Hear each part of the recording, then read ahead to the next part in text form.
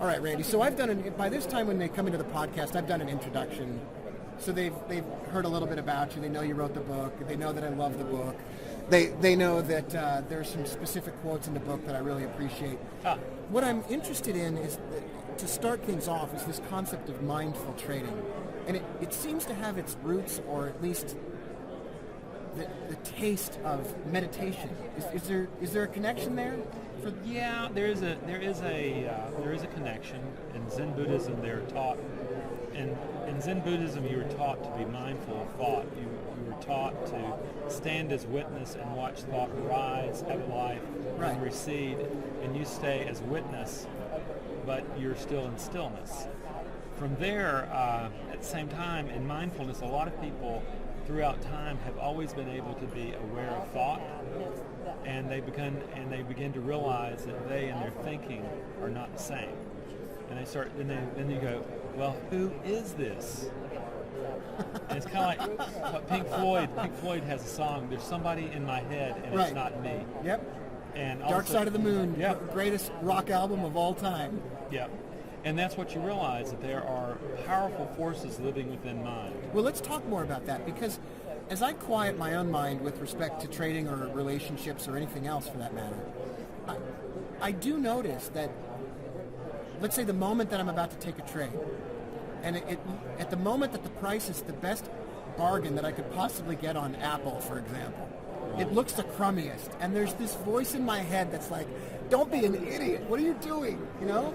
So yes. Is that one of those voices? Yes. Is that one of those people? That's one of those people. Well, not one of those people. Let me define Maybe this. For me it's one of those people. I know, but I have to be fairly specific when I'm doing this. Is the brain creates programs that solve problems, they become automatic, they recognize pattern, and you fall into pattern.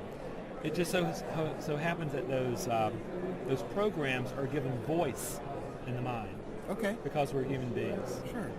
Those are the people running around in the mind. Are those programs created from our life experiences in the past, in some part? Yes, and more, is that your brain adapts you to the circumstance, and it teaches you, for instance, you will adapt to any number of circumstances, and what you'll do is you'll become like a victim, or right, you'll become a bully, or you'll become a peacemaker. Those are adaptations, okay? And you start living out those patterns, and you start seeking people on the corollary side of that pattern. Right. However, the brain also will find very successful survival patterns over eons of time. And what it will do there is it will not only be adaptive, it will burn it into DNA. Oh, wow. Wow. Yes. And so the programs are there. Now, I call those, and Carl Jung would call those, archetypes. Right. These are the things that you want to wake up, and these are the things that can be there. You darn well know they're there, rather than the current organization of mind that you are when you're trading. Well, I read Jung in college, and frankly, I didn't understand a darn word he said, but I got the word archetypes out of it. Let me describe a scenario that traders that listen to the podcast might go through, and maybe you tell me if this is one of those archetypal situations. Okay. So a trader that I've worked with for a number of years, for example, keeps getting the trading account up to $100,000.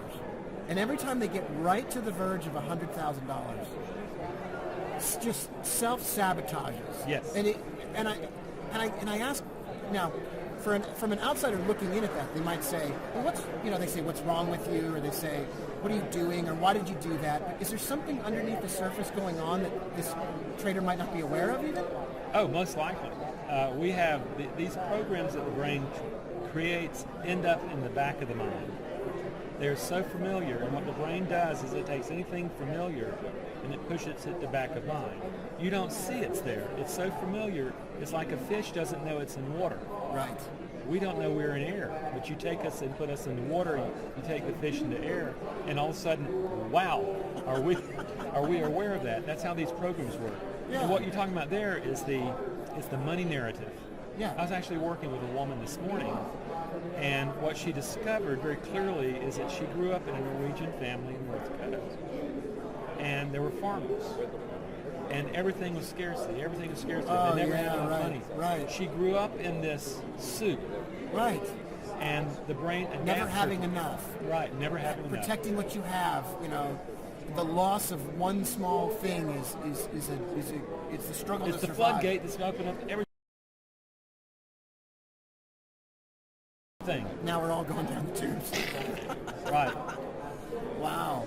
That's the adaptive function. So she's taken on this function, and what she was discovering, years later, she's done very well in different things. She gets into trading, and there she is in scarcity. Yeah. And she's blowing herself up, by the way, every time she actually moves from 6 figures to 7 figures. Okay, so this is a lot of money. I mean, Depending on who you are, yeah, so it's always, well, I guess I grew up in a household where that's a lot of money, so there's my archetype coming through. Yeah. So every time she was going from 6 figures to 7 figures, and did she even recognize that was playing out? No. Wow. What we had to do is we ended up taking history, and I said, well, this sounds like a problem with zeros. Oh, adding a zero. Yeah, adding a zero. And fundamentally what happened was that she was scared to lose what she had.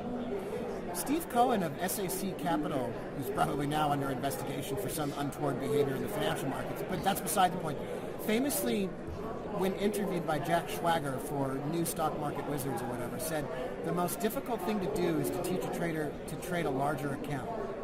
It is difficult. And of course, there was no discussion of psychology, but you read that, and that's dripping with an invitation to talk about psychology. So when you're talking about fear of trading or fear in trading, you're not really talking about fear of eBay or fear of the euro.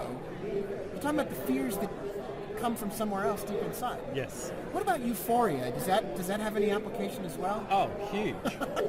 As understand, each emotion has a feeling component. Right. The feeling component is not touchy-feely. It is literally the chemistry of the emotion. Physiological component. Right. It is the chemistry of the emotion in the body and the brain. It is also what contaminates or creates the kind of thinking that you have. Okay. And a feeling produces a belief in the certainty in whatever direction the emotion is taking you. Okay. Euphoria Yeah. produces a belief in the certainty that the good times are going to roll on forever. Forever. A trader wins, he goes, oh wow, this is so cool. Is that why when a trader wins, there's a tendency to just dramatically increase the trade size? Yes. Yeah. Because now I'm here. I'm a winner. I can do it. It's like these gamblers here at Caesars. The Right. thing is they want you to up the size because they're going to take it. They're going to take it back because you get euphoric and you think I'm going to win the jackpot. Euphoria. Now, when you're down at Caesars, you think, I got nothing left to lose. I'm a terrible person. I'm gonna go for broke, and that's also equally destructive. Equally destructive. It sounds like we're walking a tightrope in the world of trading, where you can't escape from who you really are. That who you really are comes out. Like with other areas of your life, you're like, you drive a nice car up for a date, and you can put on a show for quite a while. You can be a fraud, yeah. But in the world of trading, it's like that stuff comes out. I actually have a saying that the speed of life is so much slower than the speed of trading. Oh boy! Because you can sit in self-deception for a lifetime before the consequences show up and catch you. In trading, you don't have to worry about your dragons, avoiding them, because they're now stalking you. It is impossible to get away from them. It's a never-ending battle for individuals who are not interested in diving into the complexities of their own histories and the psychological components. But for the individuals that are willing to take that journey and face those demons, is there hope? Enormous. So someone who's really struggled, I mean the really bad ones that have a terrible psychological approach to the markets. I've heard people say, listen, it's never going to work for some people. And maybe that's true, but it sounds like what you're telling me is that in your work with traders that have struggled with some of the darkest things in their past that influence the way they trade, there is hope for someone to make a change. Oh, if they're motivated, it can be done. Unless they have a really organic problem in their brain, it can be done. No doubt about it. I got all kinds of organic problems in my brain. Let's not even go there.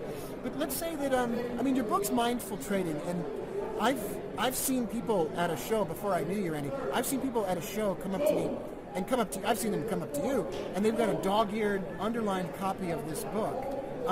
Are some of these topics that we've had a few moments to discuss, are they covered in part in the book? Oh, God, yeah, they're in great detail. That book actually are the vignettes, and it's all driven by vignette of traders who are either current clients of mine or former clients of mine. Sure. And it takes them from where they're a bull in a china shop. They have no idea why they're crashing and burning themselves. Yeah. And it's a process of learning how to manage that, waking up to it, and recognizing these forces that live within the self, learning how to master them, and reorganizing the mind that trades so that they can trade and trade effectively. There's a somewhat famous modern Zen saying from the author of Zen Mind, Beginner's Mind, in which Suzuki says, if the cart's not moving, do you beat the cart or do you beat the horse? And I find that in trading, we often will beat the trading system, but we just, we're untouchable. We don't approach that. We don't stop to think, well, maybe it's me. And it sounds like what you're saying is, to a great degree, it is us. I want to tell you, trading is a very complex, very difficult endeavor. It is like getting a postdoctorate degree. You really have to know your methodology. You really have to understand that. But that's it's kind of like on the PGA golf tour. Everybody there can drive the ball. Everybody there can putt. Right. The difference between the champions and the also-rans is the state of mind that they bring to the game. Yeah.